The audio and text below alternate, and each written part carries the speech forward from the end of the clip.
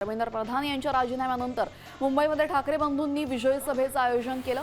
या सभेमध्ये उद्धव ठाकरेंनी पंतप्रधान मोदींना त्यांच्या मंत्र्यांबद्दल एक सल्ला देत टीकाही केलेली आहे। तर ठाकरेंनी यावेळेस नितीन गडकरींवर सुद्धा निशाणा साधलेला आहे।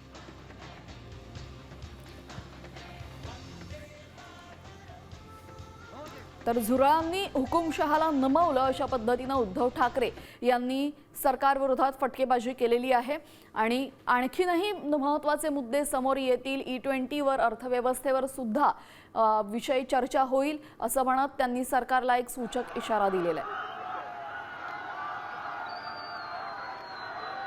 की एका झुरळाने हुकुमशहाला नमवलेलं आहे। हा खरा विष्णूचा अवतार आहे, हा खरा विष्णूचा अवतार आहे। आणि मला मोदीजींना सांगायचंय की मोदीजी की आता तरी देशाकडे लक्ष द्या।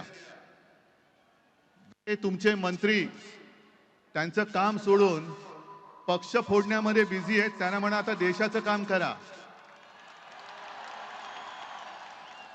कारण अर्थमंत्री आपल्या निर्मलाबाई घसरत्या रुपयाबद्दल बोलत नाहीत, महागाईबद्दल बोलत नाहीत, पण पेपर फुटीचे फायदे समजून सांगतायत।